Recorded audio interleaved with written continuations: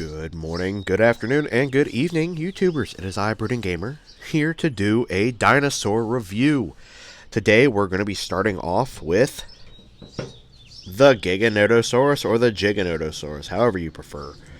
This has been in my collection for a little while now, but a lot of people have been asking me to do reviews on them, so I've decided, why not? I have actually got a whopping, let me see here, 1, 2, 3, 4, 5, 6, 7, 8, 9, 10, 11 dinosaurs that I'm going to be reviewing today, but every one of them are going to be reviewed and uploaded separately, so that way you guys get... Apparently I have a co-host today. If you guys can even hear him, I'm sure you can. I am recording outside as usual because I don't have a recording studio just yet. I'm hoping eventually that's going to change, but we come out here and we record outside in the great outdoors in this beautiful gazebo we have. So I thought that was disgusting. That's what that was. So let's go ahead and break into this guy. So a lot of people have mixed feelings about this particular Papo figure.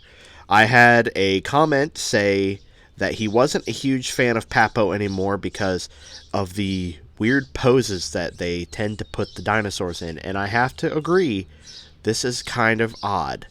I'm not sure if this was meant to be like he's about to fight something. To me, it just appears like he really wants a freaking hug. Now, don't get me wrong, I do still love this figure. I think it's really cool. I unfortunately don't have a Tyrannosaurus Rex to compare it to, but hopefully that's going to change here soon. I really do. I love the paint job of this guy. It's not like you get this brown, kind of like a mocha-esque color with these little dark brown subtle stripes going down the back and down the legs here. You have some very prominent osteoderms going down the side. Very cool. There's I'm gonna say, you know, the big give me a hug pose. That is probably the only thing about this figure that I do not care for, is this odd just little pose. The jaw is, of course, articulated so that you can open and close it. You can have any style that you want amongst those two angles there. I tend to like to keep mine open because I do like to think that this guy is fighting. I have him on my shelf sitting next to the Therizinosaurus because it does look like the two would be duking it out, since they both kind of have this same pose, but the Therizinosaurus pose makes much more sense than this one. Underneath, you do get the very good detailing on the bottom of the feet. There's only that tiny little logo there. Let me see if I can get in there and show that off, if it'll focus, because my camera likes to focus on everything else, but it does not want to focus on that.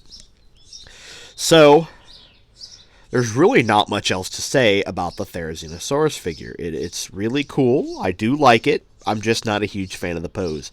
If they decided to redo this, which I'm sure they will eventually, because this one isn't fairly old yet. It's still fairly new, in my opinion. It's not like it's the Papo T-Rex at this point yet, which have two new designs and then they have like multiple repaints and multiple designs of each figure. So I do think that there's still a lot of opportunity to make this figure better.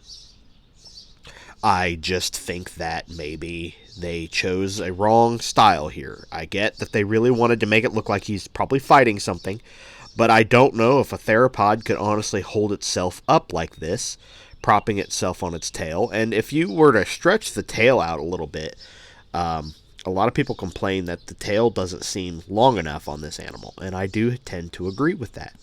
I'm wondering if Papo will eventually be making a Jurassic World Dominion version of a Giga. That would be really cool, because for the first while, Papo was making a lot of Jurassic Park style dinosaurs, and I think that I would like for that to come back, because they were fairly cheap. Some of them were kind of expensive. I think the most expensive Papo figure I've bought was $60 on Everything Dinosaur.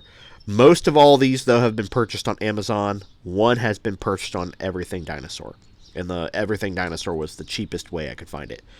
Up until you do the transferring cost of going from the United Kingdom to the United States. Underneath, I focused so much on the top here. We did not focus underneath, which I do like that these stripes that run up and down the body here actually go down the tail as well, but only to about right here, and then they stop, and you just get a multicolored stomach. Or not really multicolored, you get this brown with a little bit of light coloring in there. I hope this is focusing. My camera was focused until I had to push a button, so hopefully this is looking okay for you guys. But you do get this very pretty design on here. So, that is the Papo Giganotosaurus. Let me know what you guys think in the comments below. Is this something you'd like yourself? Or is this something you may pass on and go for a different figure? I hope you guys enjoyed. If you did, by all means. Actually, no. There's something else I want to note. This is the first dinosaur I've ever purchased from Papo that has had these massive paint splotches right up here on the top of the neck. They're actually all over the body. I don't know if this poor guy got scuffed around on shelving wherever he came from before he got to me. But before I got a hold of him, they all have these. Let me see if I can get my camera to focus on it. For some reason, it does not want to focus, and I keep getting this stupid yellow box on my camera that it still wants to focus on the background, which is why I need a background. So I think for after this video, I'll find something to put behind him, so that way, or behind these things, that way it focuses on these. But each one, this guy came very scuffed up, and I thought maybe it was just the way they painted him, but no, because down here on some of the osteoderms, or the scoots, however you prefer to say it, are scuffed up. His claws have some scuffing there, and I don't understand why that is. I don't know. I may be able to repaint those, but that right there even looks like he's been kind of hit on some concrete or something. Whatever happened to this guy, he did not get treated well. So he's luckily in my care now, so he'll be safe. Anyway, now I'll end this video. If you guys enjoyed, by all means, please leave a like. If this is something you would like to pick up, let me know. And if you aren't a huge fan, that's okay too. I'm not the biggest fan of him, but I do like having him in my collection. He sits up, he's very tall, so he does get a decent, he's seen, that's for sure, and I do like that. I can also put some dinosaurs in front of him, so that way you get him from the top, which is the better half. The bottom half, I'm not sure how he's doing this leg split and being okay with it, because it looks painful. So if you guys enjoyed, though, by all means leave a like. Tell me what other dinosaurs you would like me to review here in the future.